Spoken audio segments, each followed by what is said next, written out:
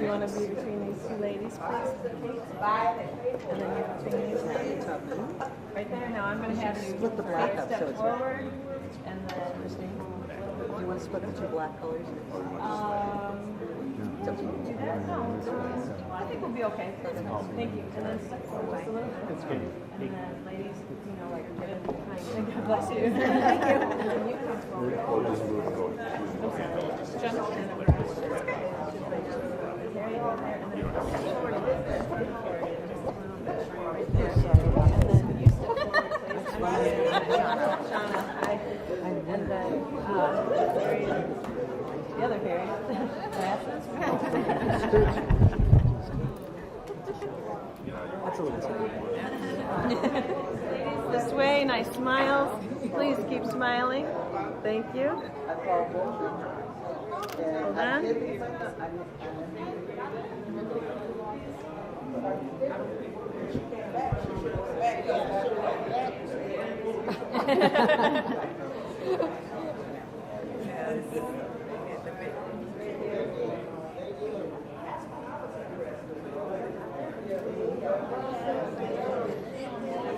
Okay. Everybody shuffle this way about 4 feet. Get our shot. Add to hers. A little more? Yeah, that's good. That's good. Okay. Stand by and look at that gentleman and say, on the count of 3, Sojourner Foundation. Ready? 1, 2, 3. Sojourner Foundation. Your stars?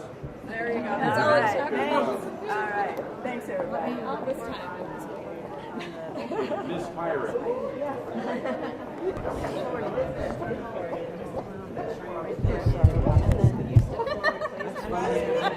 Shauna, hi. And then Harry, the other Harry. Glasses. That's a little too.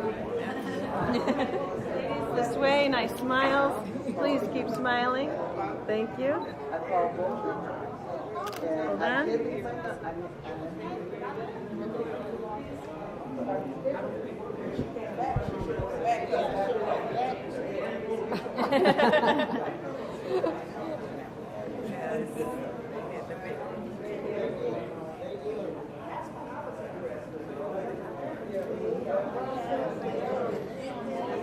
Okay. Everybody shuffle this way about 4 feet. Get our shot.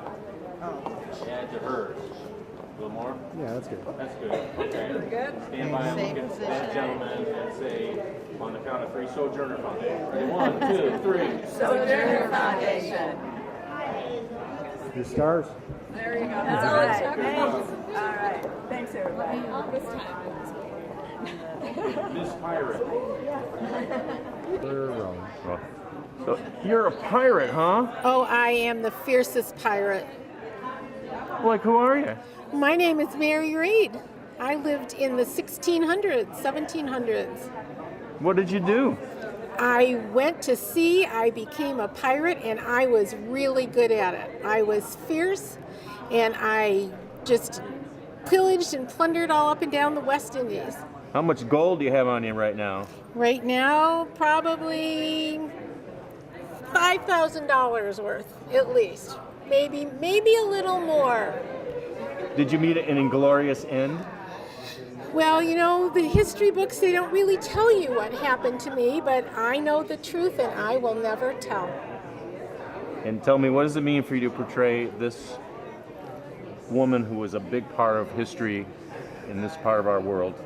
Well, this was fascinating for me to learn about because I never knew that there were women pirates who were fierce and pillaged and plundered and were actually going to be convicted and executed for their crimes. And you really got executed? Well, history doesn't tell us that. I claimed to be pregnant, and you weren't allowed to kill a fetus in Britain at that time. Wow. And so they actually did not kill me, but claimed to be pregnant, and you weren't allowed to kill a fetus in Britain at that time. Wow. And so they actually did not kill me, but how my life actually ended. Did I stay in jail? I don't know. Wow. Well, I should say the history books don't tell us that. Okay. And can you give us a quick on guard? Come on. Oh. How about years.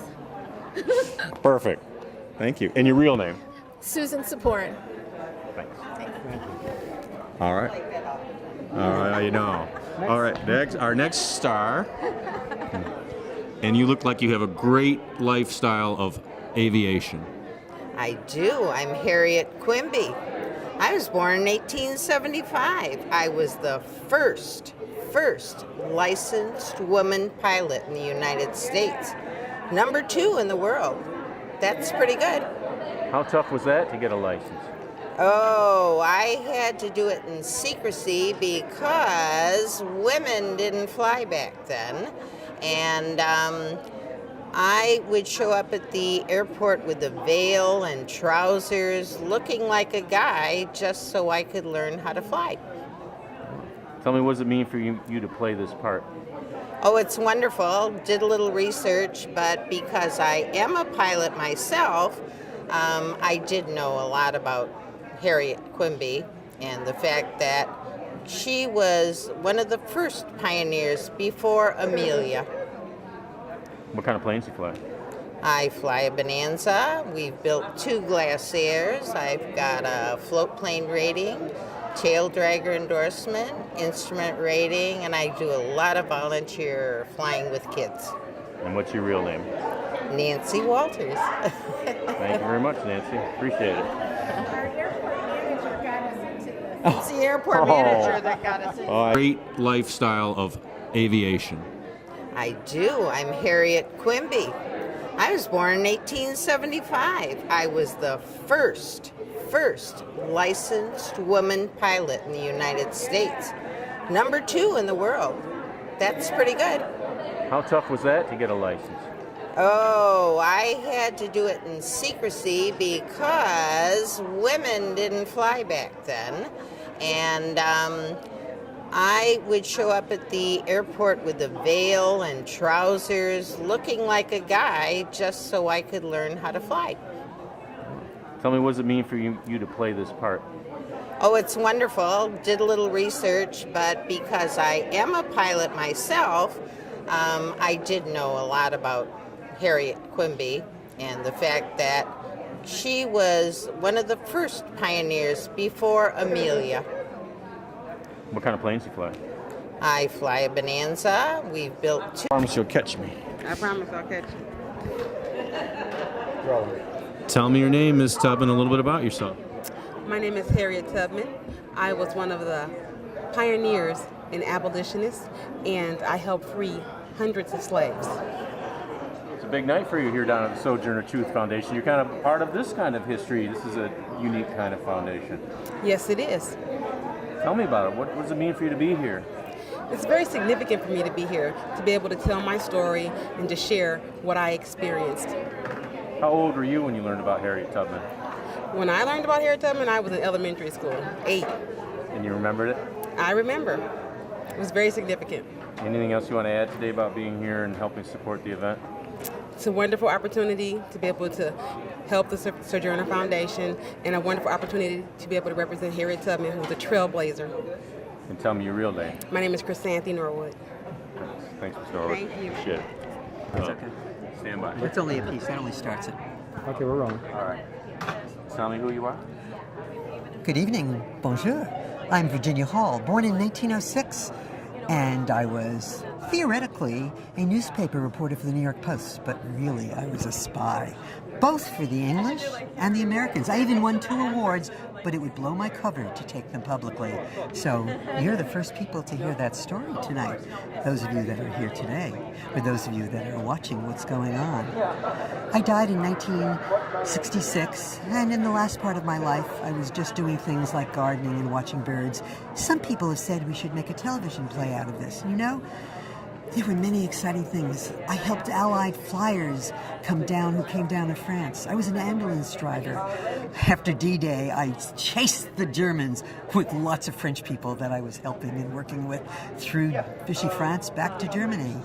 And I never wanted to take the awards publicly because I was still operational until this evening, when I'm talking about what I did. Perhaps there should be a television story, but many women's stories are lost. Let mine go into the summer, and I enjoy telling it to you today.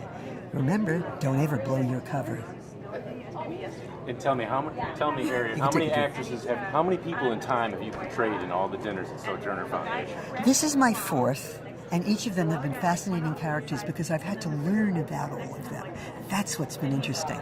Belva Lockwood, the first woman lawyer to appear before the Supreme Court, and a woman who got 4,700 votes for president. She couldn't vote because it was in the late 19th century, but she could run for president and got 4,700 votes.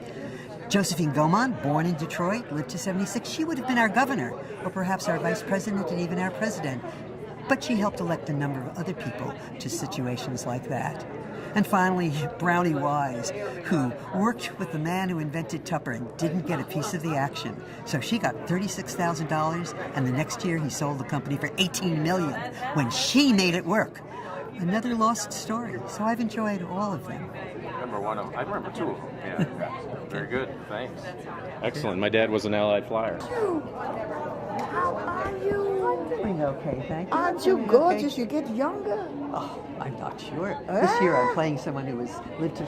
Interestingly enough, she died at 77, which is exactly the age I am now. Oh, but you look beautiful. Well, thank you. My mother knitted for me this in 1950. Get out of here. I wasn't quite here to my real person, but I was almost.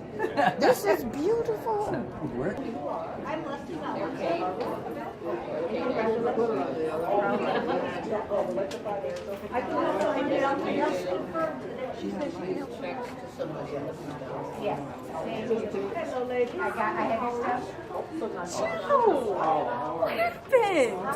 Was coming. So we just had Elsie Spencer for 4. Yes. Okay, so this is David.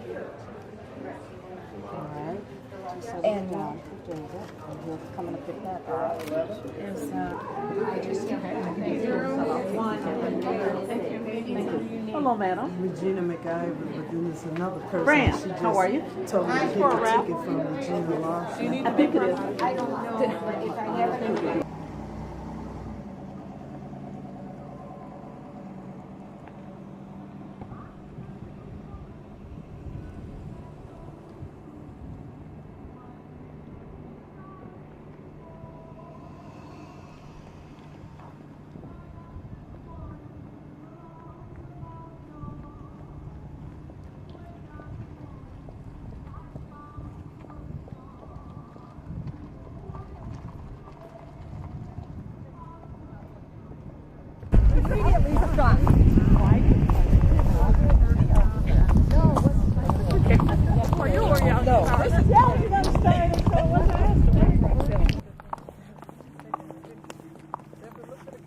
Hello.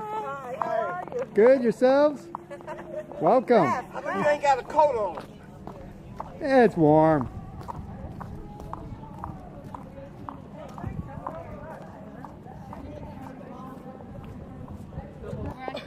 When I go sit down. Hi. Welcome. Everybody that looks gets a hello.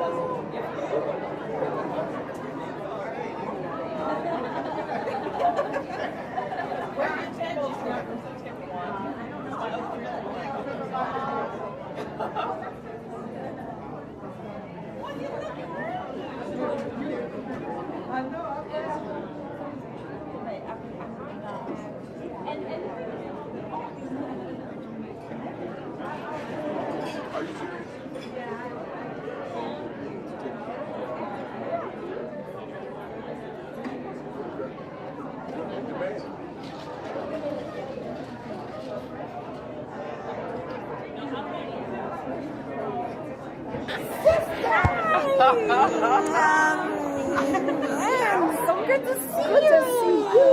How are you? I'm doing great. How are you? I'm just great. Thinking about you. I'm always thinking about you. Trying to stay young and youthful.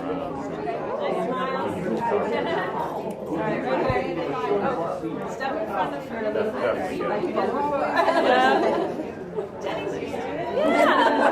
figured it out. Come on now.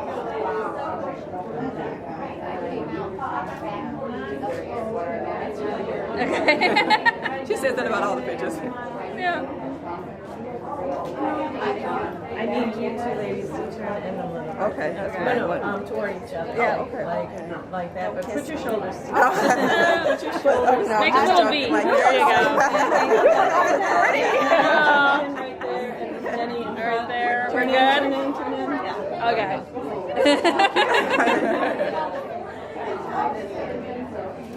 This looks like you like each other. Right. We'll pretend. Smile right here. Several years in a row. Thank you. Good. Okay. Thank you. Thank you. I hate it when I have to pretend to like Brenda. I know. That was a great actress. Right? It's amazing I'm not one of the actresses every year. Especially on an Oscar for pretending to like Brenda. Janita. Hi, did Yes. you get a copy? You know, I said I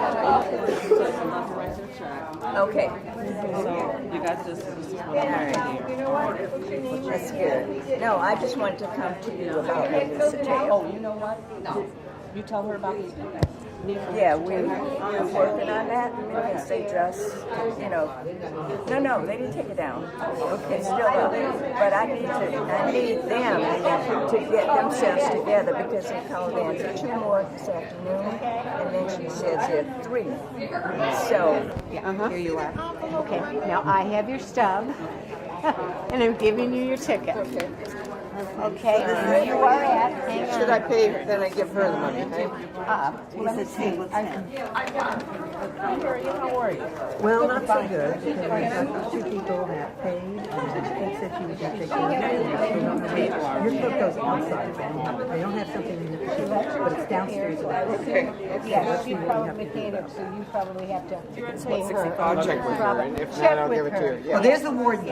Or hi. Yeah, I gave her her ticket. Yeah, we still have the Baldwins. Who are here. Baldwins, Yeah, and they said they came over. Oh, yeah, but you know what? No, the reason I'm remembering. We're gonna go get get an interview for her while she's here. No. So what does it mean to be with the Sojourner Foundation? It means that I get to help this poor man, Oh, thank you. this disabled man. Thank you. In my misery. Don't you dare put that on camera. It's too late. It's there. Name of your organization and your name and your title. Name of the organization is Sweet Dreams with 3 Z's. My name is Nancy Maxwell, and my title is Executive Director. Tell me, what does it mean to be a part of this Sojourner Foundation event and to be a beneficiary of a nice award? I just have to say we're honored and very, very grateful for their support. Sojourner's been supporting Sweet Dreams for it's been about 8 years now. So to have an organization, foundation such as Sojourner continue their support really just means a lot to an organization like Sweet Dreams. We started here in Detroit, and we're still relatively small, and just to have the continued support just means a lot. Anything else you want to add tonight? Basically that, this is all a lot about supporting women, and we're an all-woman organization, and we just greatly believe in the work that Sojourner is doing, so we're grateful to be an extended part of that. Okay, thanks. Yeah, I know. Tell me your name and your title and your organization. Okay. My name is Karen Hall. I am the Director of Quality and the Director of our Transitional Living Program at Vista Maria. That was it, right? And now you're here tonight, and you're going to be a beneficiary of a grant. Yes. So tell me what it means, what this grant will mean to Vista Maria. It is such an honor and a pleasure to receive this grant. Our Transitional Living Program serves our population of women who either have been homeless or have aged out of foster care. They're between the ages of 18 and 24. And so oftentimes, once they've left the system, they have no support. And so when they find themselves back in the community, they have nowhere to go. And that's the reason why we started our transitional living program for those youth that are aging out of foster care. The unfortunate part is there is no funding for that population and for a program like that. And so this grant that we're receiving is going to be well used, well needed, to help us assist them to become independent, get the life skills that they need in order for them to make it on their own, to be self-sufficient, and pretty much go back into the community so they can be able to support themselves with those tools that we've given them and then the services that we provide them to assist them to be self-sufficient. That's pretty good. Anything else you want to add? I just want to say thank you so much. It really is an honor and a pleasure because we would not be able to have this program if we did not have funding from this foundation. Thanks. Thank Appreciate you. it. Out the Ricky door. trying to get you up? Oh, I Ah, swear. you're looking good though. You get younger. I would hope so, Miss Porter. How are you? Just wonderful. Wow. So a big night for you. A big night for me, yes. What's on tap for Miss Well, you know, Sojourner I Truth? always have to welcome the Sojourner Foundation back to the Rooster Tail every year for their annual fundraiser. I'm honored. What's your special message tonight? So my special message tonight is live and let live. Live and let live. That's my special message, and that goes across the board for everybody. I do. I believe that. What's the best part of being here with your colleagues, your friends, your compadres, your loved ones? To see that everybody still keeps the spirit, the spirit alive, the spirit of equal rights, the spirit of justice, the spirit of women's rights, to see that comrades, male, female, they come together and they all have the same thing in mind. It's justice, freedom for all. It's a good thing. That's why I'm glad the spirit of Sojourner Truth is still alive. Yes. Yes. I still owe you some video from the trip we took out there. Yes, a you while do. ago. You know that? Oh, I know that. Well, I remember that now. Yes, I do. I was out there. I got to get that to you. Oh, good. But, yeah. Good. I have not gotten any footage. Oh, from here? Yeah. Well, I didn't do the last two yet. Oh, that's But I've taken care of. You can stop. You don't have to.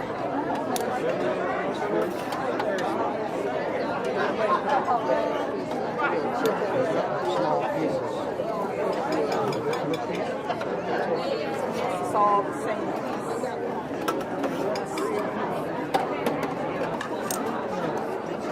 You want to own it? Just turn it. On it? Yeah.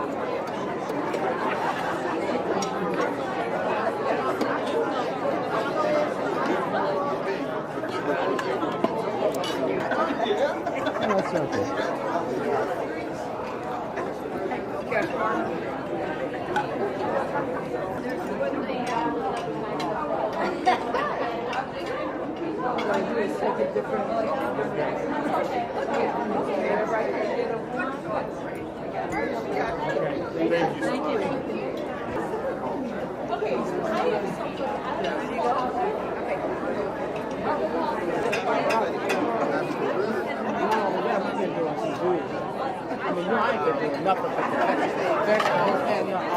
You ready? You comfortable? So, tell me your full name, your title, and your... Sure. My name is Brahenda Williams, and I am the president and founder of the Power of Girlhood, which is the youth division of the Wisdom Institute. So what does it mean for you to be here tonight and be a beneficiary of the Sojourner Truth Foundation's awards for small nonprofits and for agencies that help girls and women?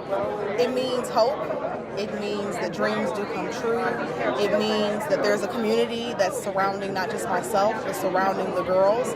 Our program lends itself to girls between the ages of 13 and 18, and with this initiative that we're doing with college and career, many of our girls will be the first in their families, in some cases, to go to college. So what's the most important thing that you do to help girls? Is it going to college, or do you do other kinds of supports? Absolutely. We do more than just college. The biggest thing that I want girls to take away with is that they matter, that they were here, purposed, they have something wonderful to offer the world, and just helping them to tap into whatever that divinity, creativity is. I really want them to get that, and then that will be able to help them pursue college and beyond. Anything else you want to add tonight about being here with the Sojourner Truth Foundation? I think, well, just the name Sojourner Truth alone, I'm first a poet, and so Ain't I a Woman is definitely, sort of the cornerstone in spoken word, but just also in the women's movement. And so to be here with the Sojourner Truth organization just means a lot. It means a legacy, it means community, it means love. So it is a deep honor to be here this evening. Appreciate it. Thanks for coming. Thank you. Thank you.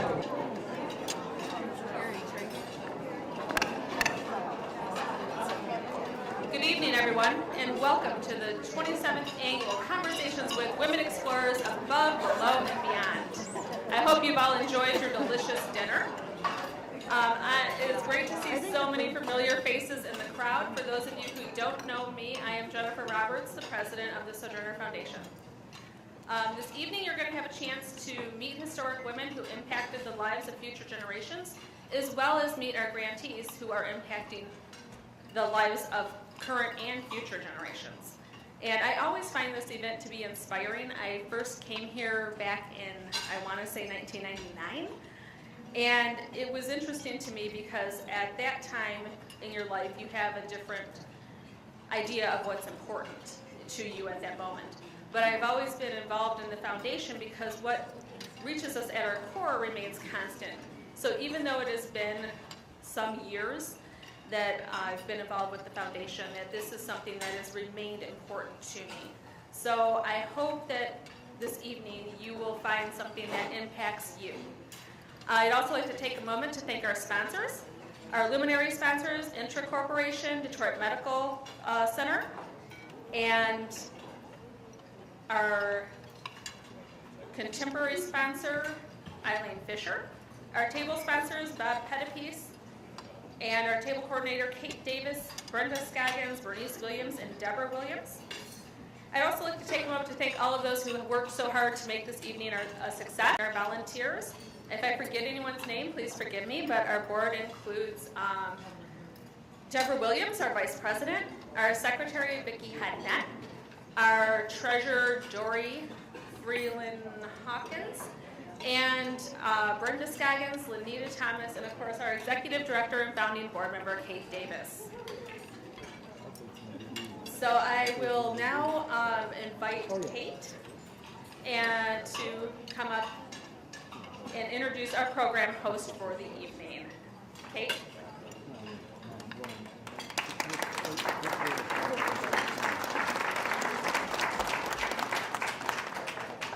Good evening, everyone.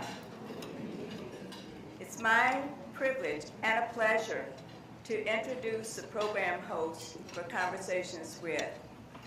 This person I've known for many, many years, and she's been working in the field of philanthropy for many, many years. You're going to hear pilot and pirate and philanthropy maybe mixed up a little bit like I'm doing because it is a tongue twister. Anyway, Margaret A. Talbert, PhD, is the chief executive of the Love Light Foundation and a philanthropic advisor. Dr. Talbert also serves on the board of the Council of Michigan Foundations, the Academy of Sports Leadership, the Ann Arbor Summer Festival, and the Washtenaw Technical Middle College.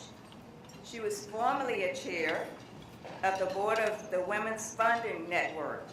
Sojourner Foundation is one of 140-some funds and foundations across the United States, Mexico, Canada, and many other countries around the world.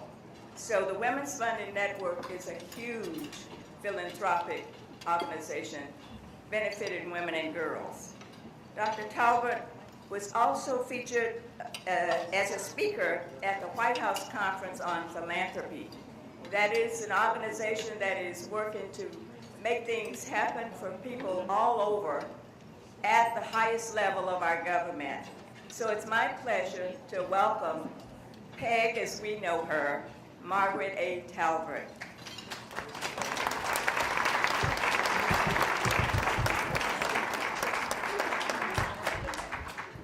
And as a token of our appreciation for her being our program host for this event, I would like to pin her with the Sojourner Truth pin.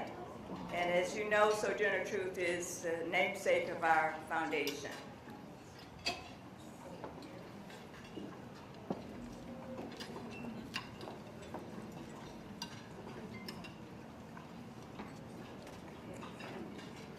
And one more gift that I'd like to give to Peg is a book that Sojourner Foundation holds very special because the author of this book is Osceola McCarty, who in her 90th year gave her fortune that she had amassed over the years as a washerwoman to the University of Southern Mississippi so that young women could have scholarships to go to college.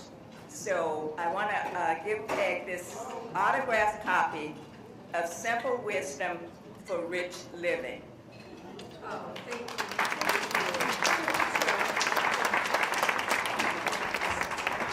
Well, Osceola McCarty and Sojourner Truth are certainly two sheroes in my life, and I am very, very grateful for each of these gifts. Thank you.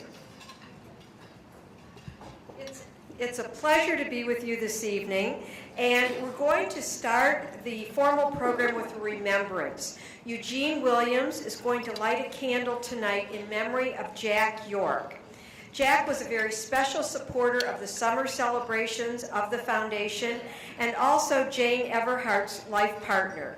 Jane has been a board member of Sojourner Foundation, its advisory board, and has been a longtime donor.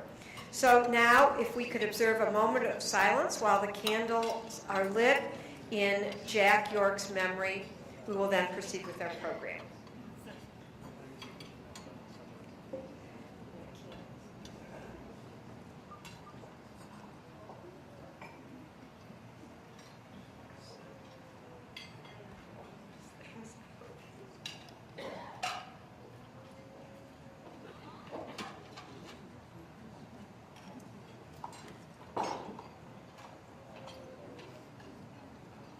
In Jack York's memory. Thank you.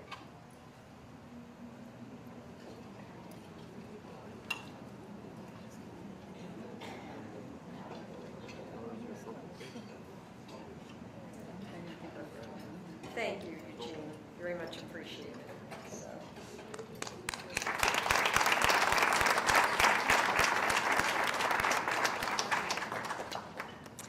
And at this time, I would like to introduce Brenda Scoggins, Grants Committee Chair, and Jennifer Roberts, President of the Foundation, for the presentation of the Grants Awards.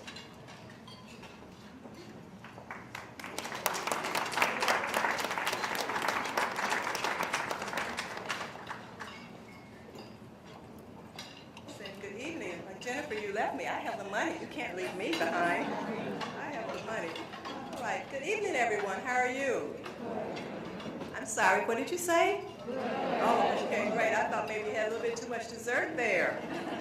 It's wonderful. It's so good to see everyone here. I do not have a very loud voice, so I'm looking at my table 18.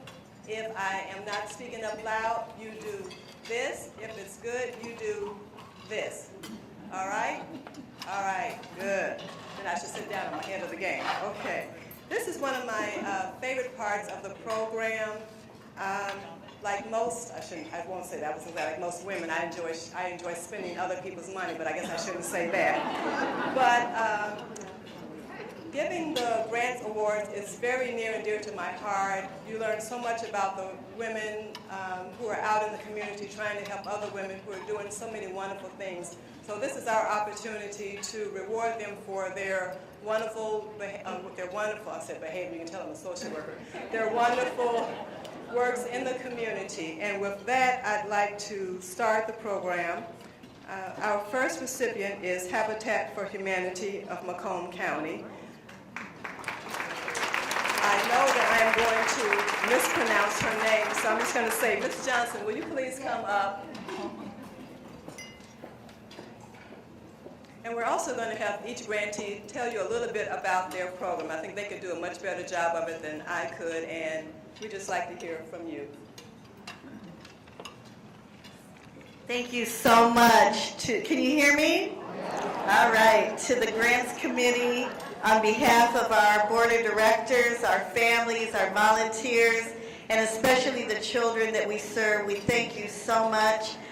Just in the last few years that we've been in existence, we actually built or rehabilitated 115 homes in the area. So that's huge. And as a result of that, we've impacted 149 adults and 256 children. So thanks to the community for all that you do.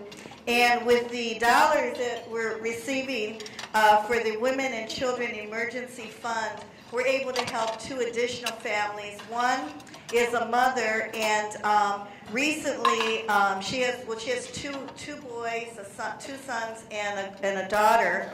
And with all the cold weather, her pipes had frozen in her trailer home, and she was about to move into one of our Habitat homes, which will be ready next week. But with your funding, we're able to help her, put her in a hotel, and provide food and shelter for her and her children. So we do want to thank you. It's just one example of the many individuals and families that we help. So we certainly thank each and every one of you, and the foundation especially, for your generosity. Thank you.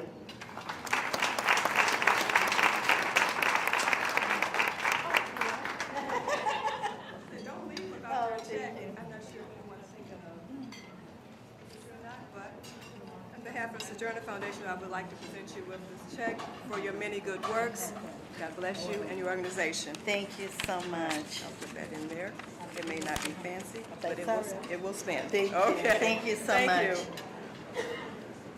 Thank you. Our next grantee is Vista Maria, and would Ms. Karen Hall please approach? Karen. I know you're there, Karen. I walked you in.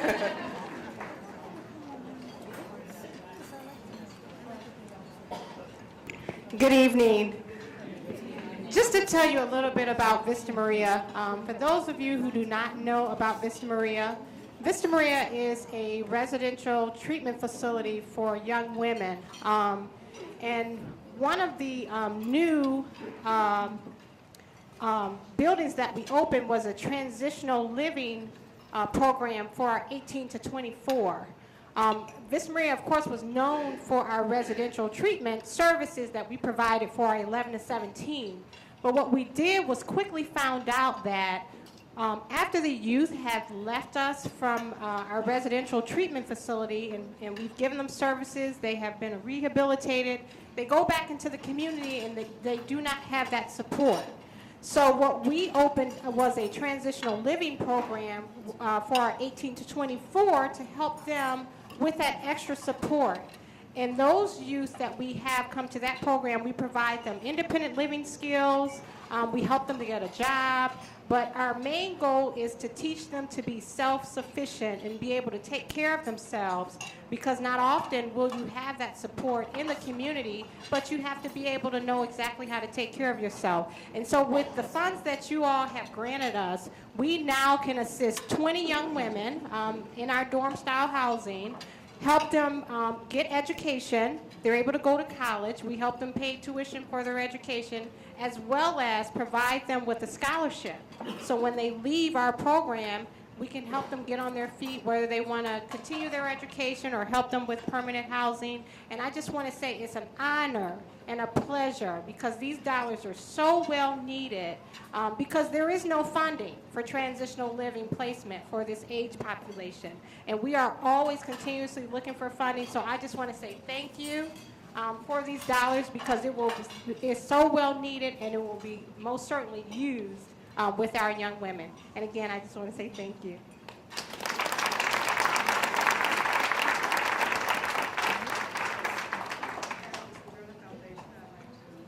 This award for your many good works, and good luck to you in the future. Thank you.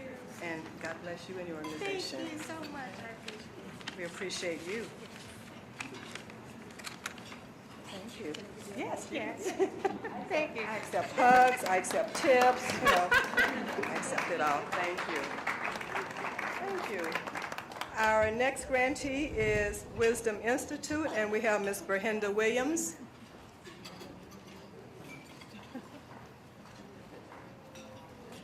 Thank you, Ms. Williams.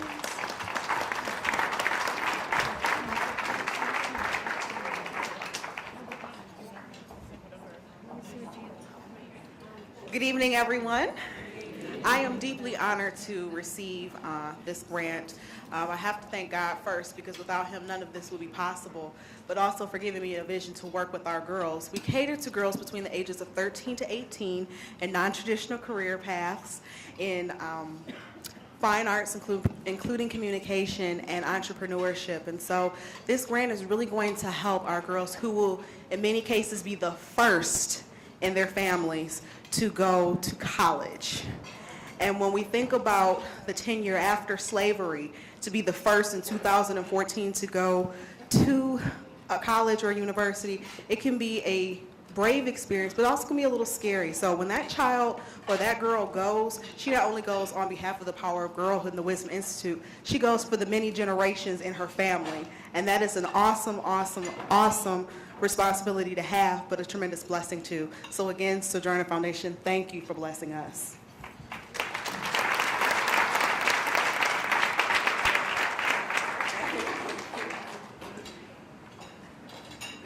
And finally, we have another organization that's also near and dear to my heart. Matter of fact, I love all of these organizations. You know what we need? We need all of you who are here today, come back next year and bring 2 more people so that we have even more money to award more grants. Can you do that for us? All right, thank you, thank you. And then I promise that I will make sure the money is spent. How about that? Our next organization is Sweet Dreams, and we have Ms. Nancy Maxwell here.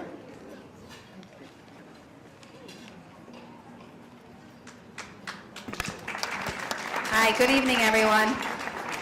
My name is Nancy Maxwell, and I just want to say thank you to the foundation for all the support they've given to Sweet Dreams over the last 8 years. We've been in business for over 14 years in the city of Detroit, and Sojourner has been one of our mainstays in terms of support, so we thank you so much. For those of you who don't know what Sweet Dreams does, we deliver sleep education and sleep kits to children. We mainly serve anywhere from preschool to 5th grade, and it all started because there was a young boy who was sleeping under his coat in the back of a burned out home, and he was trying to do well in school. So our founder read the article and just thought, this is kind of crazy. My children are under blankets, and this poor young boy is trying to do well. Without proper sleep, without a proper environment, he's at a disadvantage right from the get-go, let alone food and exercise or anything else. So she helped set this young boy up with some support, and we actually worked with a principal in the area where there was 99% of the children were receiving free and reduced lunch. And the principal said, these children are falling asleep in the classroom. How can I even begin to teach if they're not even well rested? So we worked with Wayne State University School of Instructional Technology, and we designed an interactive program to teach the kids in a fun way about the importance of sleep and the routine. The key is we believe in our parents. We believe in these families, and what we did was we turned around and we created a parent sleep education workshop so that we could combine our program in the elementary schools with a parent program so we could talk to the parents about the routines. And to date, we've served with the support of Sojourner and other foundations over 40,000 families in our area. So we're not very big. We have equivalent about 2.5 people working for Sweet Dreams. So it takes a village, and we really, truly, truly appreciate it. But what I wanted to say is, most importantly, I can tell you what Sweet Dreams is about, but just to give you a few things, we had a mother in the Head Start program that we're serving say, I didn't know I should read to my child at bedtime. You've helped create family moments. We had a social worker in Ypsilanti that told us that the students go to different houses every night. And then we had parents in the Head Start workshop who also thought that their 3- and 4-year-old needed 8 to 9 hours of sleep a night, when the reality is they need 11 to 13. So it's not really, it's just about education and getting out there and helping instruct about the importance of sleep, because if they're not getting the sleep, they're not going to learn. If they don't learn, they're not going to be successful, but they'll contribute and be, joining us in this room one day. So again, I thank you so much for all your support.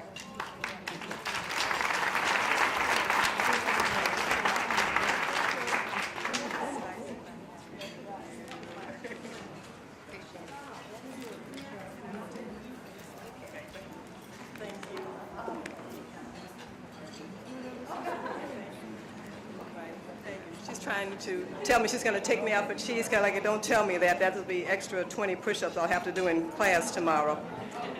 So I would be remiss, though, without acknowledging. Sorry. I would be remiss if I didn't acknowledge my committee members. I do know that one is here, Ms. Sandy McClellan. Thank you. And I have my other members, unfortunately, could not be here, but we enjoy this so very much. And again, we are counting on you to be back next year to help us again. I think that is my time, and I thank you for yours. Good evening.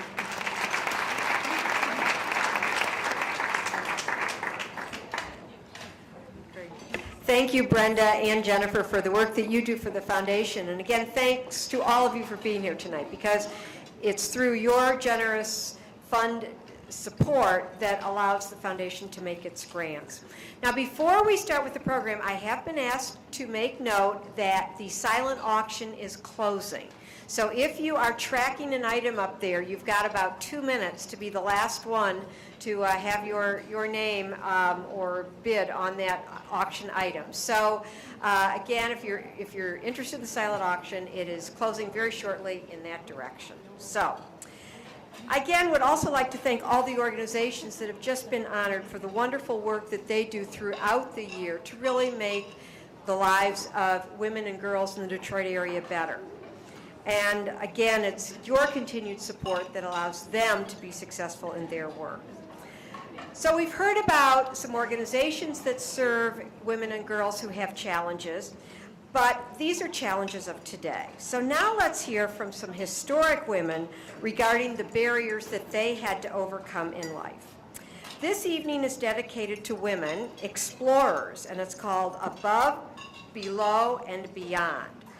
Over the years, the individuals portrayed in tonight's conversations with have been, for the most part, women of admirable character and ability.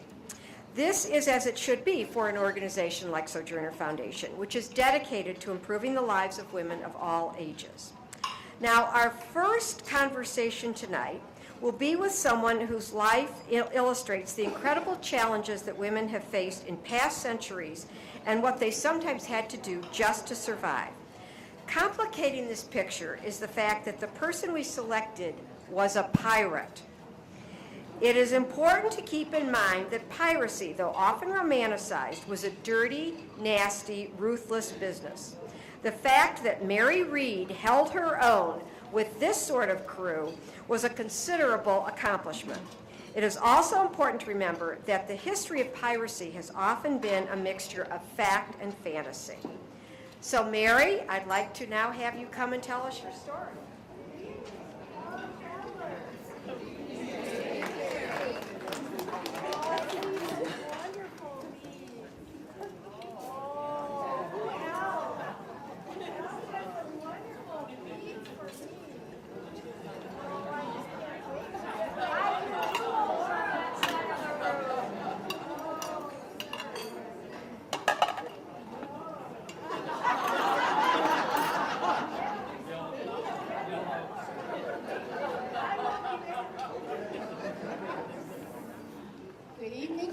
Travelers, my name is Mary Read, and I am one of the fiercest pirates that you will ever meet.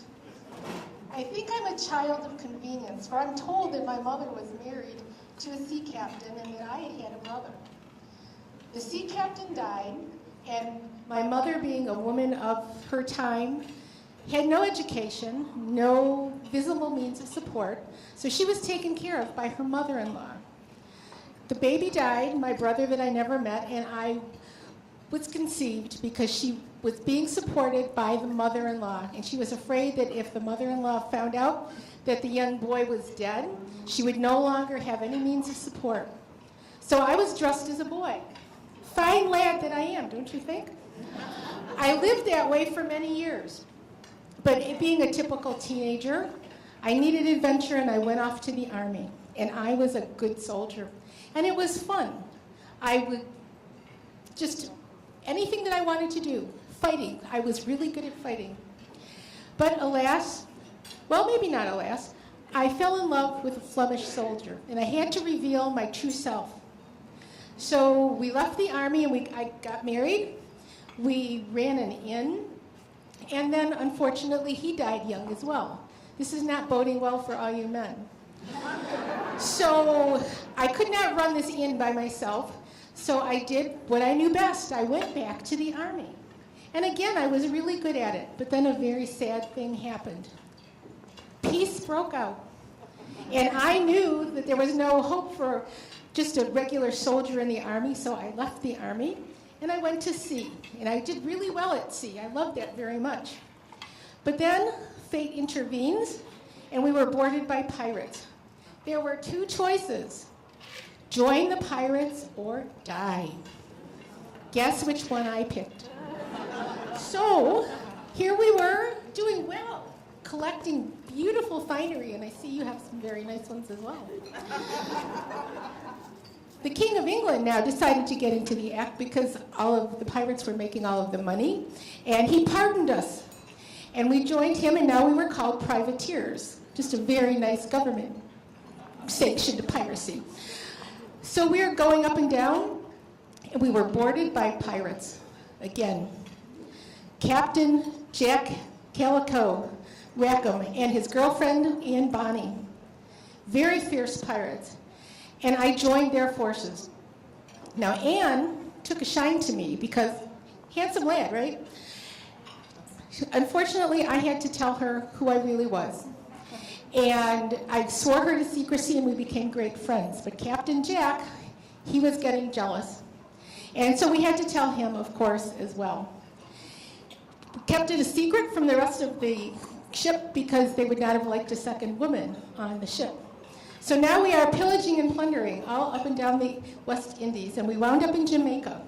Captain Jack decided we should have a party because we had done so well. The crew got drunk. Nobody was minding the ship, except me, fearless fighter that I was, and Anne.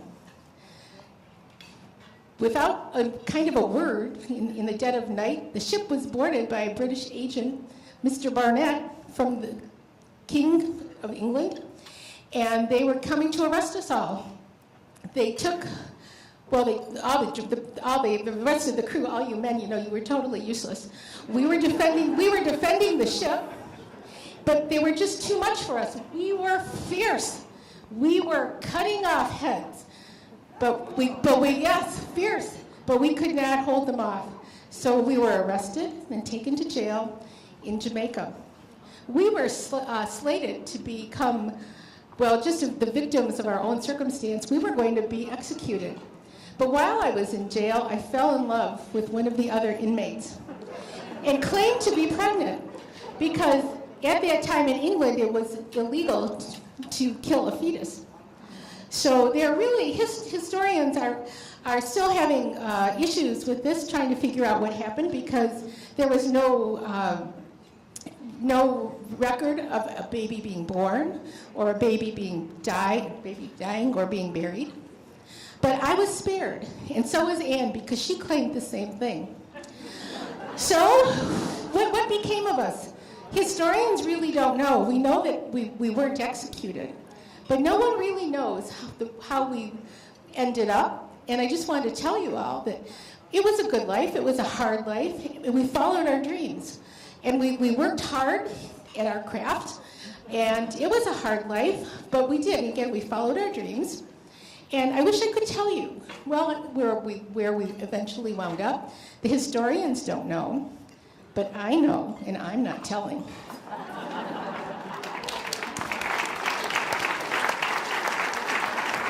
Thank you, Mary. There is a tale that we don't often hear. Well, let us now hear from somebody else who fits that below category, and I mean literally underground. Our next conversation will be with Harriet Tubman. Let's welcome her this evening.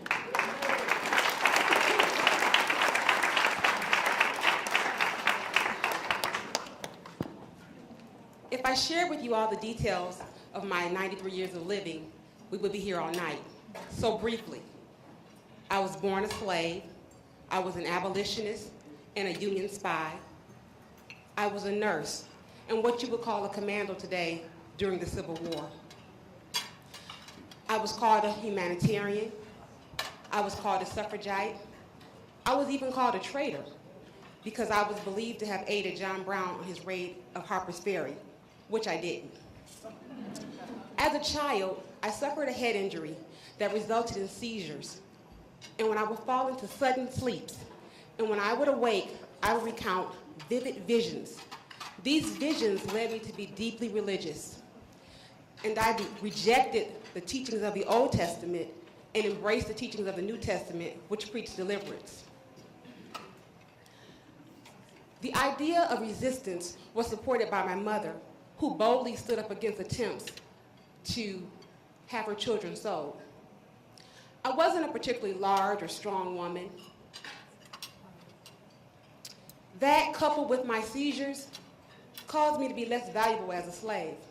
And I suspect that I went unnoticed, which isn't a bad thing for an abolitionist trying to escape to the North. But being a practical woman, I always carried a pistol, and I knew how to use it.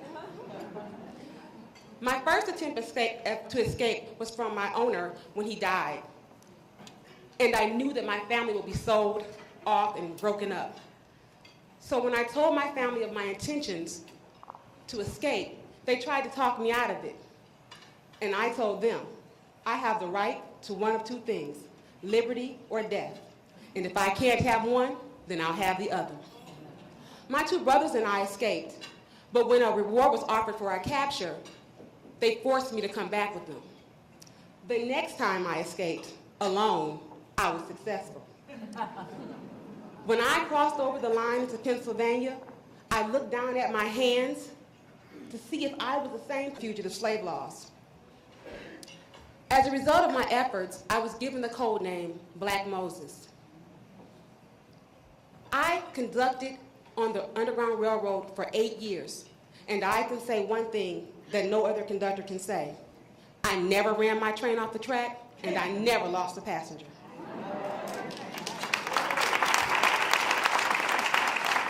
There is a center here in Detroit that's named for me, and I am honored.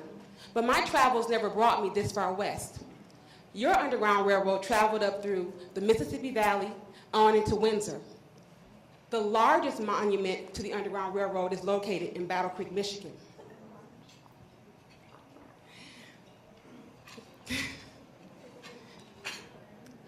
I served during the Civil War as a nurse, but more importantly, I used my reputation to criticize the Union for their failings to support freed slaves. I even publicly chided President Lincoln for his cautious approach to emancipation. I served in the military, and I even helped lead an armed raid that resulted in the freeing of 700 slaves. But I never received a salary, and I didn't receive a pension until 1899. In the later years of my life, I focused on the suffragette movement, and I worked with Susan B. Anthony and Emily Howell in order to promote women's rights. I would like to leave you with this thought.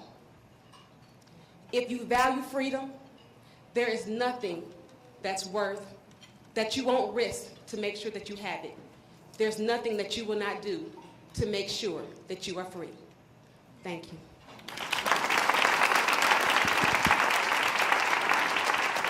Thank you, Harriet, and Godspeed on your journeys. Well, we'll go below again, but in a different dimension. As we go.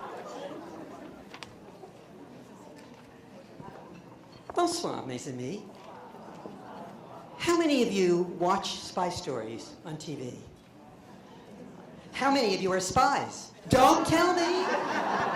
Because one of the things that you must always do is keep your cover. I was born in 1906. Virginia Hall was my maiden name, my birth name. And in 1906, just at the turn of the century, oh, those clothes, those bathing suits. And I was adventurous. I liked to hunt, I liked to hike, I liked adventure. I was well ahead of my time. I went to college, Radcliffe and Barnard, and I studied languages, French, German, Italian. And in order to perfect those languages, to see the world, I ended up trying to go to Europe and was placed in the consular service in Poland. Unfortunately, while I was on a hunting vacation in Turkey, I guess I got a little sloppy climbing over a fence, and the gun I had went off, mangled my left foot. My friends tried to get me to a hospital almost immediately, but it was too late, and I lost my leg below the knee. Well, when I got back to America, they basically made me a wooden leg. I call it Cuthbert, and it served me well for many, many years afterwards. I then wanted to go into basically couldn't stay in the consular service, so I went back to school, and I studied graduate school. And I was in France in 1930, the late 30s, just when Germany went into France, when the Nazis came to France. I joined the ambulance service immediately and was in Vichy, France, when the Germans took over. I couldn't stand that. I was a patriot of the world, not just of America. So I found my way to England, and I went to the office of, basically, of the OSE, as it's called, the Office of Special Expeditions and Excellence. And there they made me a spy, and of course, what did they do? Send me back to France, to Vichy, France, and I asked for that. For the next 15 months, I worked with the resistance and the underground, with men and women who were fighting for their country in Vichy, France. I rescued pilots that had gone down in the war. I helped fund, organize, supply, train the resistance offices with many people from France, including a young man named Paul Goyot. Paul, would you just raise your hand? I didn't marry him until after the war, but we worked together for many, many years. At one point when the Nazis came in and took over, it was no longer safe for me to be there. And so I flew out of the country to Spain. I sent a note to the OSE in England saying, Cuthbert might give me some trouble, but I'm on my way to Spain. And they thought Cuthbert was a person. They said, if Cuthbert bothers you, eliminate him. Well, that would have been a little difficult to walk with 1.5 legs, so I stayed. I found my way to America at that point and joined the OSS. And of course, what did I ask for? To go back to France. I couldn't parachute, so they found a way to get me to a country and drive me over the border to Vichy, France, where once again, I worked with the resistance and the underground against the Nazis. Just before D-Day, I was able to really move forward with all our people. And then afterwards, when they were fleeing and we knew we had won the war. It was an exciting time, but I always had my cover. I always played. My cover, actually, was being a newspaper reporter. Those hidden pockets don't work too well, for the New York Post. And that seemed to protect me most of the time. But at the end of the war, I got out of France, I came back home, and two things happened that were very interesting. First, King George offered me a member of the British Empire for the work I had done for England. He wanted a public ceremony. I said, no, I'm still operational. Please, don't blow my cover. And when I came back to the States, at that point, Truman offered me an award, and I did get the Military Distinguished Cross. And I said again, no public instrument, no public event. I'm still operational. I need to keep my cover. I then married Paul, as I said, and I worked for the CIA and now analyzing French Parliament. Much quieter life back at home. Oh, those times underground. Scary, worrisome, problematic. But I was doing something for the world, for my country, for France, and for the world. And it was well worth it. I worked for the CIA until I retired in 1982. And then I retired to my farm in Maryland. There I gardened, bird watched, took care of my poodles. And my husband and I had some fun. But it wasn't what it was during the war. Not that I would have liked it. It was now a cover perhaps that I didn't necessarily want, but I kept quiet. Donovan did give me an award, but I kept it very quiet. Finally, it's kind of interesting because I died at 78, and the person I'm channeling through today, basically, is also that same age. And I think about, and we both think about, 1906 to 1982, 1937 to 2014. What changes have taken place in that time? And some people have said, you ought to make a television program out of my stories. It's as good as some of the ones you've watched, whether it's The Bletchley Girls or Fowl's War. But you know, I'll keep my cover. I did it for the good of everyone. Our women's stories are often hidden. And tonight, I have the opportunity to blow it just for these women who understand that we have to help women to help the world. Because when we're helping women, we are helping the world. So remember, do what you have to do quietly, do what you have to do bravely, but don't blow your cover.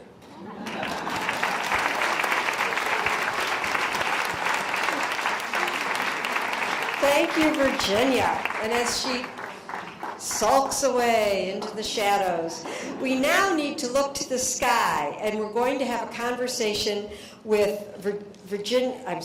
with Harriet Quimby, who was the first woman to receive a pilot's license in the United States and the first woman to fly across the English Channel. Look up there. I think I see her. Harriet, where are you? Oh, anybody want to go flying? I am so happy to be back in Michigan. Michigan, here we are, and what a beautiful day to go flying, and here I am inside. Well, my name is Harriet Quimby. I was born in 1875, and I got a birthday coming up, May 11th. You know, I was born right here in Branch County, Michigan, but I didn't live here very long. We lived on a farm, my sister, my mother, my father.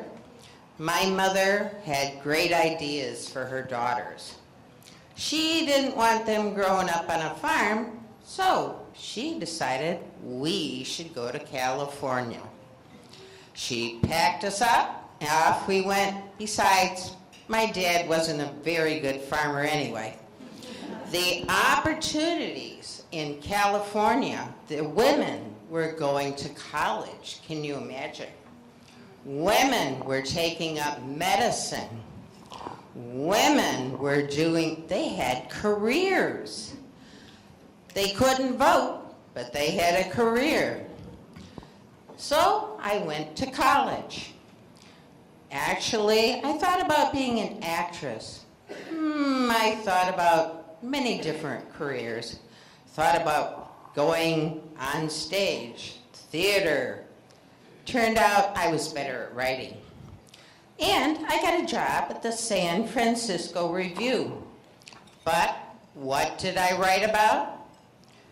Home and the household, how to raise your children.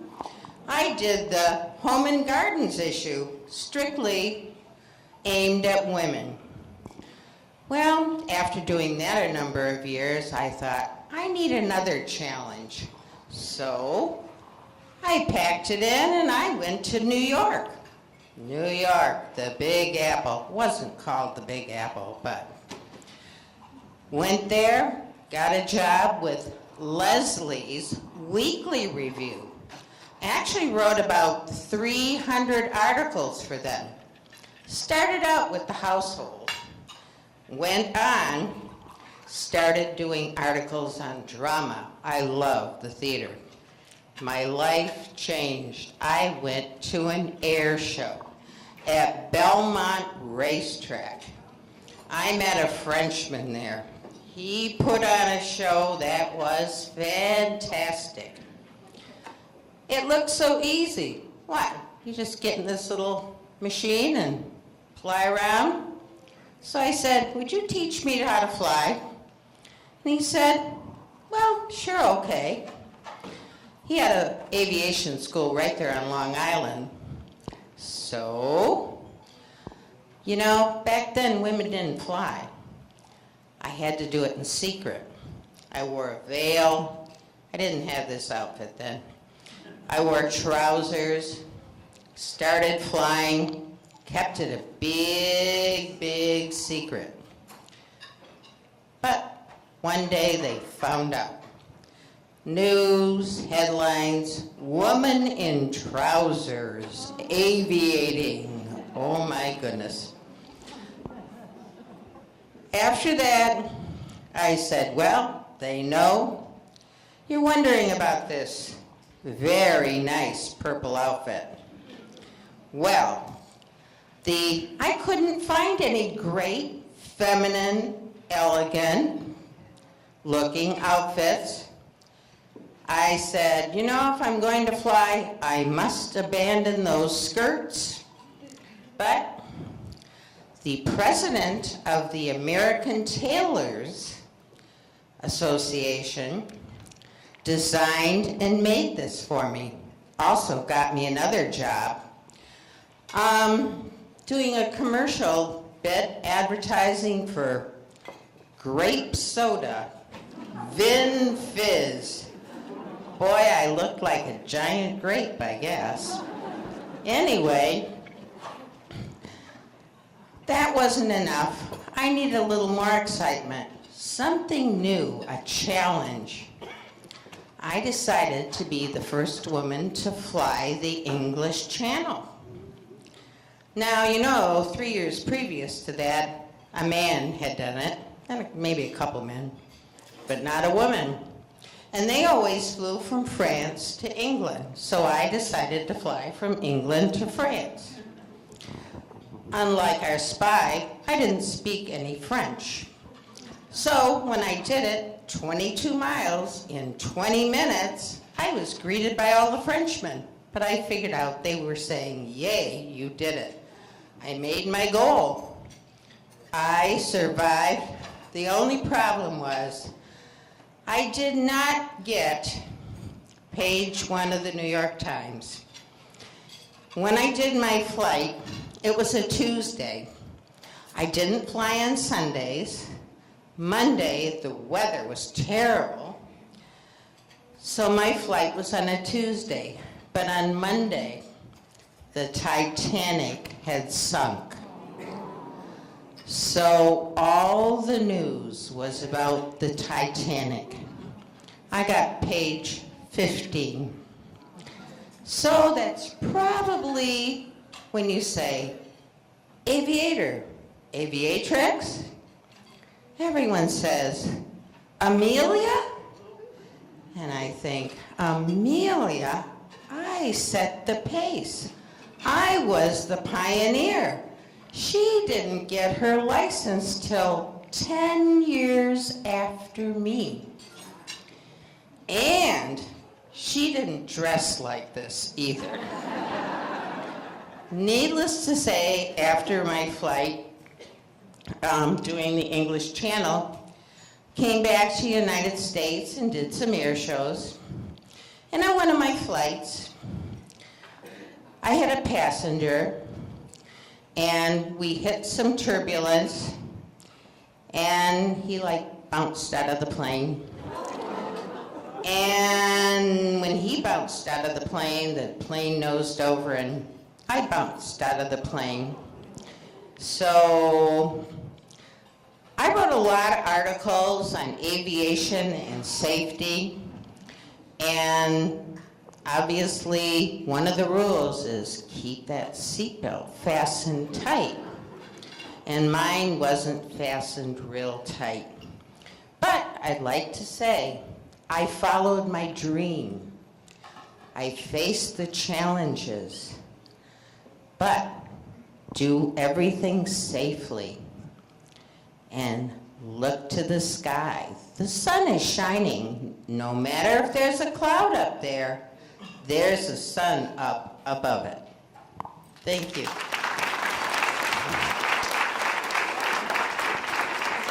Thank you, Harriet. Up and away. Well, as many of you know, no evening of conversation is complete until we've heard from our foundation's namesake, Sojourner Truth. Sojourner, could you join us now? No more peck of corn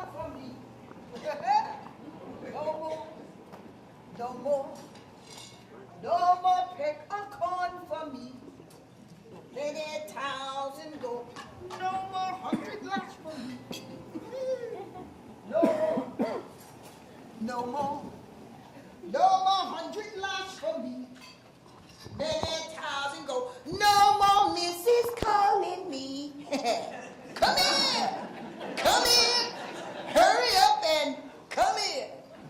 Many 1,000 go. Shh. Hush.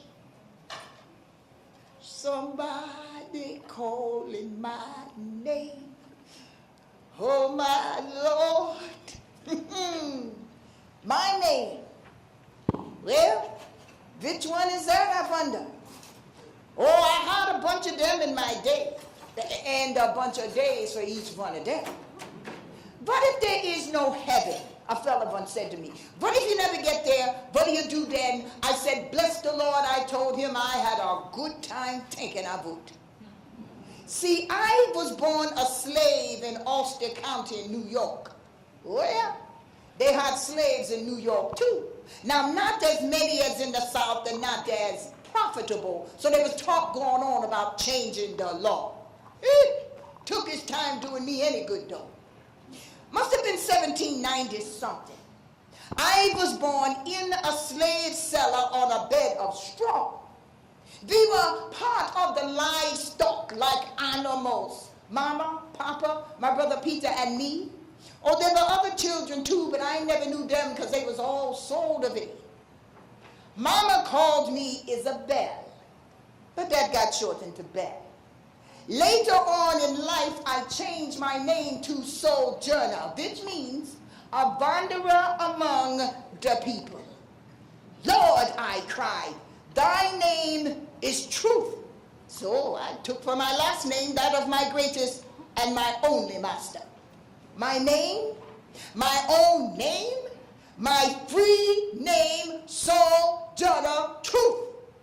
Children, I come here today like most of you to hear what I got to say. You see, I talk to God, and God talks to me. I talk to God in the field, in the book. This morning I got up and I looked outside and I saw the beat holding his head up looking mighty big. So I've been outside to take hold of that beat. You believe it? There was no beat there. I said, God, what else is beat?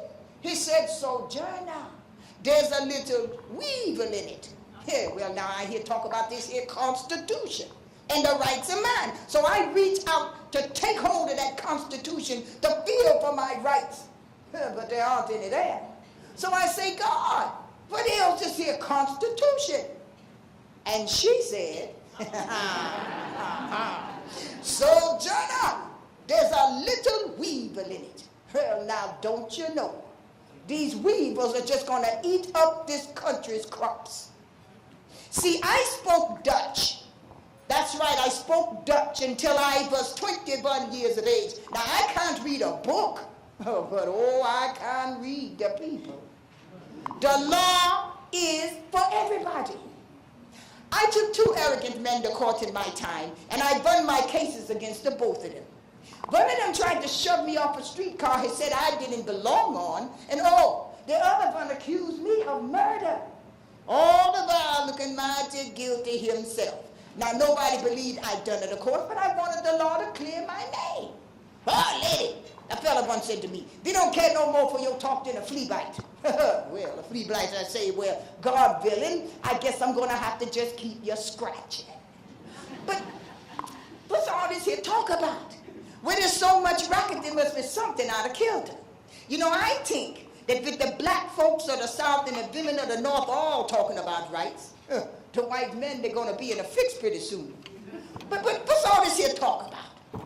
That man over there says that women needs to be lifted over ditches and helped in the carriages and to have the best place everywhere. Nobody ever helped me into a carriage or over a mud puddle or gives me any best place. And ain't I a woman? Look at me. Look at my arms. I have plowed and planted and gathered in the barns and carved. No man help me.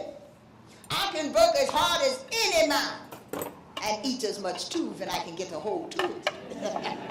And bear the lashes well. And ain't I a woman? I have borne 13 children and seen most all of them sold off into slavery. And when I cried with a mother's grief, none but Jesus heard me. And ain't I a woman? Then they talked about this thing in the head, what's this they call it? Intellect. What does that got to do with a woman's rights? If my cup hold but a pint, and yours hold a quart, wouldn't you be mean not to let me have my little half measure full? Then there's a little man in black over there. He says that a woman can't have the same rights as mine because Christ wasn't a woman. Where did your Christ come from? Where did your Christ come from? From God and a woman. Mine ain't had nothing to do with it. Now, if the first woman God ever made was strong enough to turn the world upside down all alone, we women together ought to be able to get it back and turn it right side up again. And now, we's asking to do it. The men better let us. I spent the last years of my life in Battle Creek, Michigan. Oh, I like Michigan. It's unpredictable. I've been called a tall, strong black woman with a great sense of humor. I remember once I was at a rally and a group of men stood up and accused me of being a man. I just simply pulled up my top and showed them that I was indeed a woman. Needless to say, they shut up. Oh, I have lived a life. I have. What I'm most proud of is getting my son Peter back from Alabama. You see, I walked away from Master Dumont after he had promised me my freedom if I worked hard for 1 year. I worked hard, the year came and he changed his mind, but I did not change mine. In the meantime, he sold my son to a master who took him across state lines to the state of Alabama, which was illegal. I took that master to court, won my case, and became the first black woman to win a case against a white man in the state of Alabama. Thank you very much. When the judge asked my son if I was his mother, he denied me once. He denied me twice. He denied me 3 times. And when I went to touch him and let him know everything would be all right, he cringed. The judge asked me to pull up his shirt. He had so many whips on his back that you couldn't see his natural skin. A child. It reminds me of when I was a young girl and I was sold to Master Neely. I did not speak English. I did not understand that I spoke Dutch. The missus sent me out to the smokehouse to get a ham. I didn't know what she was talking about, so I brought back a frying pan. Oh, she was mad. She beat me, she kicked me, she spit on me. And when the master come home, he took me out to the barn, tied my hands to the post and beat me till the blood ran down my legs. 10 years old. I still have the scars today. Oh, I have lived a life. I have. You see, the Neelys who bought me when I was that age were vicious and cruel masters. They raped me and beat me on a regular basis. Not just the master, but the missus.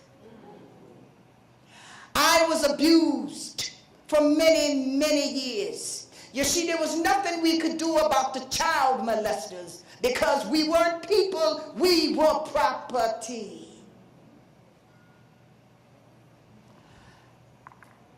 The Van Wagners, who I met after I left Master Dumont, were Quakers, and they purchased my freedom from Master Dumont. And I worshiped God with the Quakers. Now, the Quakers were a humble people who did not believe in singing praises to God. One day I was walking down the road and I heard a glorious sound coming from a building, and I looked in the window and the congregation was singing praises to God. I knew that's how I wanted to worship, and that's what I did. So I joined the Methodist Church, but I found out that they wanted to treat me like a slave too. So eventually I joined the African Methodist Episcopalian Church and worshiped with them until the last days of my life. I met such wonderful people as Frederick Douglass, a runaway slave, a great, great orator, and a dear, dear friend, Harriet Beecher Stowe, who helped me with my memoirs, and the author of Uncle Tom's Cabin. William Lloyd Garrison, an abolitionist, Susan B. Anthony, who was worked for women's suffrage and well, you can see her head on a silver dollar. Oh, I have lived a life I have. I had the honor of meeting the great Abraham Lincoln, who I talked to about the plight of the black soldier in the Civil War, because they were not just fighting in the Civil War, but for their own civil rights. They weren't given the same food. Some of them did not have boots. And he tried to fix it. Oh, yes. I wrote a song in honor of the colored troops in Detroit, who I worked with diligently, called The Valiant Soldiers. And I just want to share one little verse with you. Please repeat it after me. Some people say I did not write this, but I'm here to tell you that yes, I did. We are the valiant soldiers. We are the valiant soldiers. Who've listed in the war.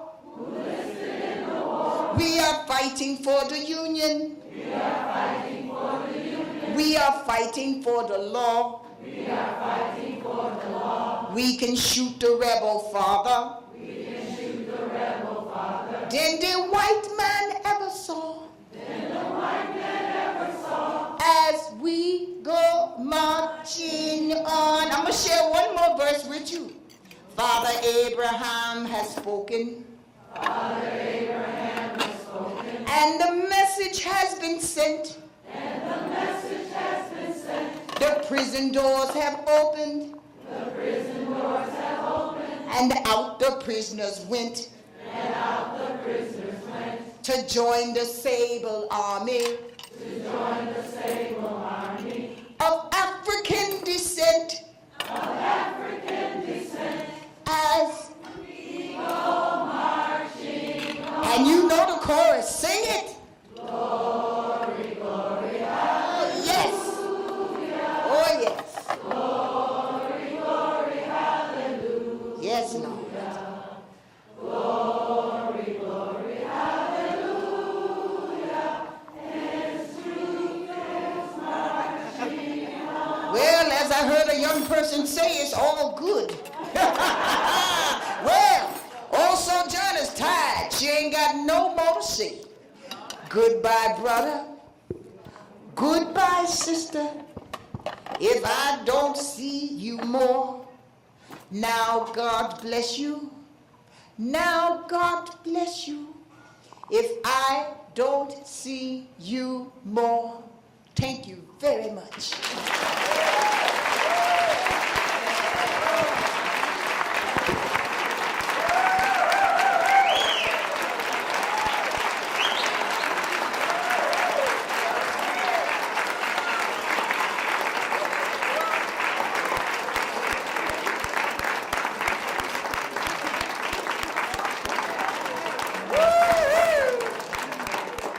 And she does go marching on.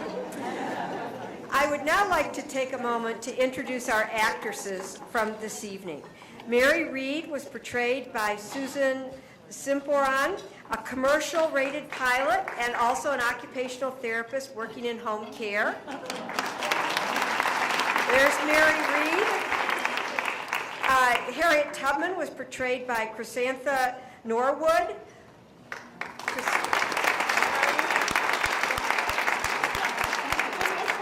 Virginia Hall Gouillard was portrayed by Harriet Saperstein.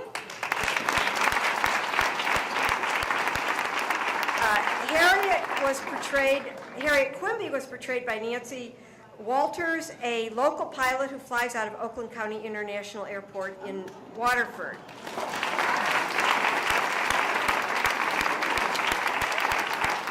And finally, Sojourner Truth was portrayed by Madeline Potter, actress, instructor, and performer.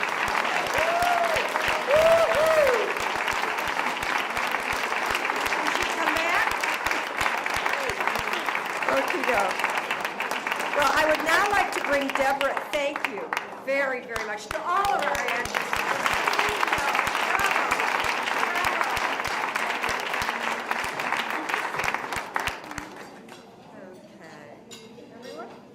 Okay, well, thank you again. Finally, I would like to bring Deborah Williams, Vice President, to announce the Silent Auction Awards and the door prizes. Deborah?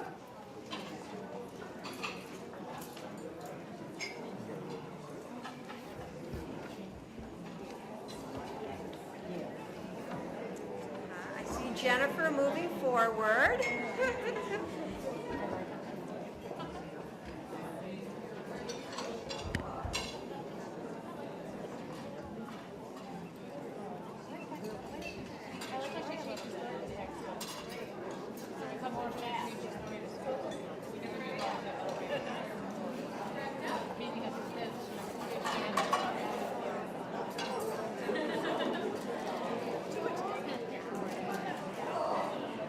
Just to give you a little exercise, why don't you stand up and let's give our actresses one more standing ovation.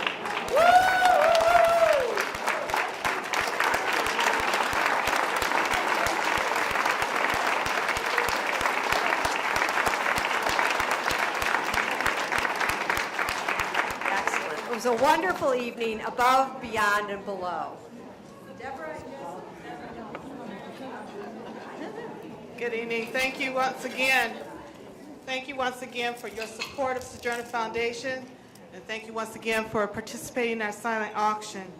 When I call your name and your number, your table number, you may proceed to the back and take care of your business. Oh, that's right. There's one more thing after the closing song. Okay. Yeah, we want you to sing the closing song. But we did very nice tonight. I know exactly who to go and become a dependent of, and I know who likes to shop. So, I just would like to explain. The silent auction was carried out where you had to bid in $5 increments, and if you did not, that was disqualified. And so the results are, at item number 4 goes to Rochelle Roussan at table 6, as well as available for you, as well as item number 3. And lastly, we have Terry Henderson.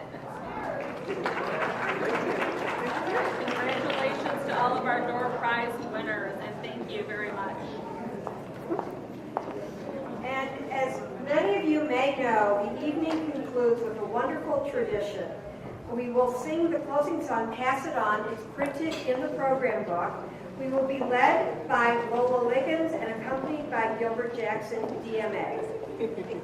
Lola, I'll turn it over to you.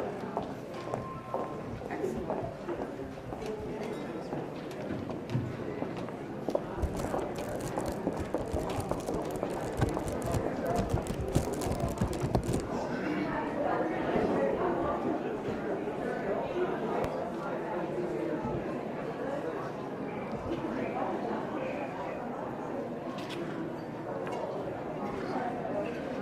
I'm going to get you started with the first verse, and then I'd like you all to join in.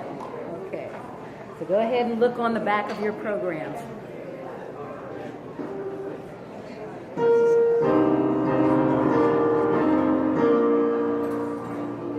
We celebrate together for all the world to see.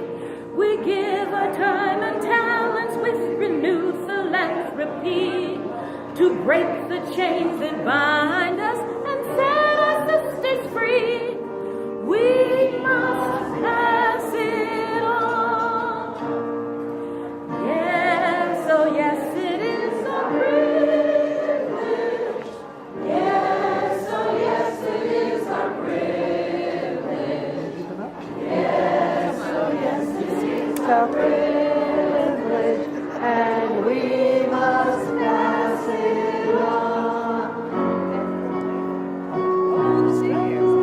Many, but we won't be denied. With dignity and vigor, our heads up high with pride. There's nothing that can stop us with the sisters by our side. We must pass it on.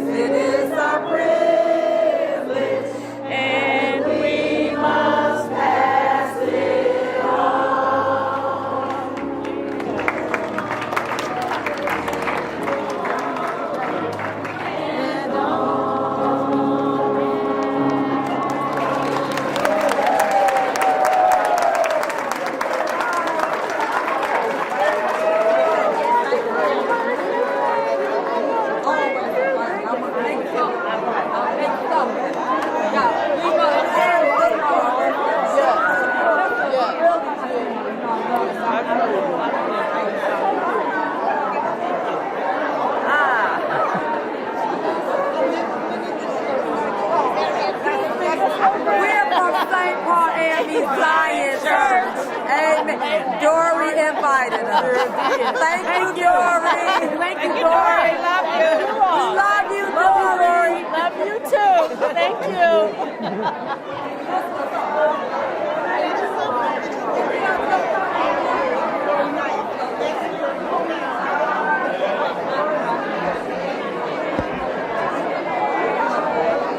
Did you have fun? Had a good time. Yes.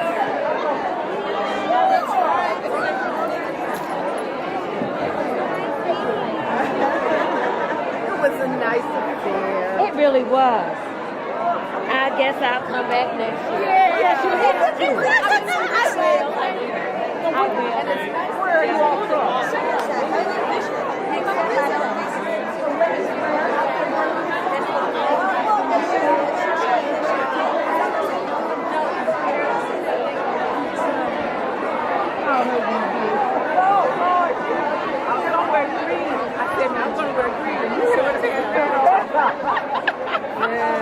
First time in 20 years. She didn't come here to win. Well, you know what? It's really good to be with you.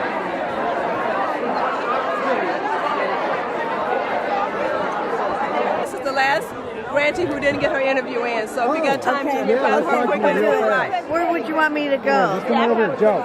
Just go last one. Over here? Yeah. Okay. Let me set this down. Yeah, if you could. So we'll just Okay. Okay, hi. Miss Johnson, good to see you again. Joe. Joe, Yeah, pleased nice to meet see you. Yeah, say hi to Helen for me. I will. Yeah, please do. Thank This you. is John. Hi, John. So quick question for you. Tell me, what does it mean for you at Habitat to receive this grant from the Sojourner Foundation? Oh my goodness, it's phenomenal. We certainly appreciate your belief in our organization. We'll be able to help additional women, especially who have children who are waiting for their home.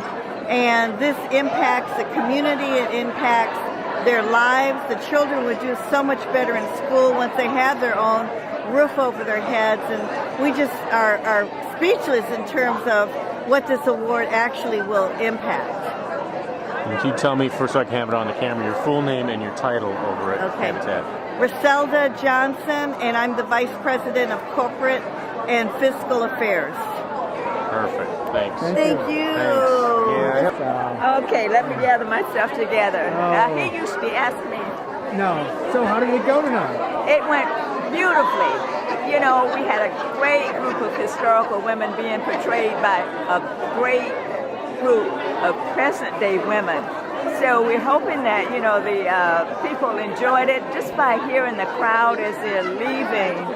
It's so uplifting to hear the happiness that people experience here tonight. And the turnout was fantastic.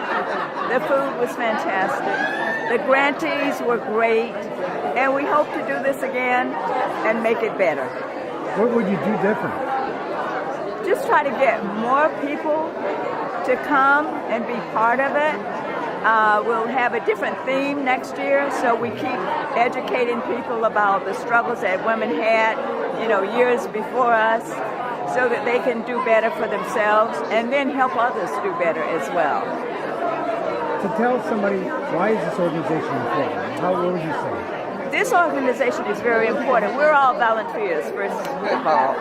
And that's important for people to know that you don't have to be paid to do something to be successful in helping others. When we raise the funds, we give it to the nonprofit organizations to help implement programs and projects that benefit the people directly. So for those people who cannot be part of, you know, doing the work directly, they can fund Sojourner projects that we then give to the nonprofit groups out in the metropolitan area. What would you say to a corporate sponsor, a potential corporate sponsor that's thinking about it? Actually, for a potential corporate sponsor, it's really good, a really good opportunity for them to showcase some of their people by being present. Earlier in some of our years, we successfully brought on 5, 6 attorneys at one time, and for them, it's their first experience being on a board. For the younger people in the corporate industries, this is a great opportunity for them to learn how to be philanthropic, how to become leaders, how to volunteer, how to donate their time and their efforts in the different ways that they have the talents in. So, anything else that I should ask you? It's important too that we pass the information, experience that we have on to our next generation and even the people that are part of our generation, and build that, because that's what's going to be important far, far into the future for many generations. And one more time, how was tonight? Fantastic. Say it, but Tonight was fantastic. We enjoyed every bit of it. Everything was great. And thanks to all of the people of Detroit and the metropolitan area for coming and helping us to make this a true celebration for women's history and for our present day generations.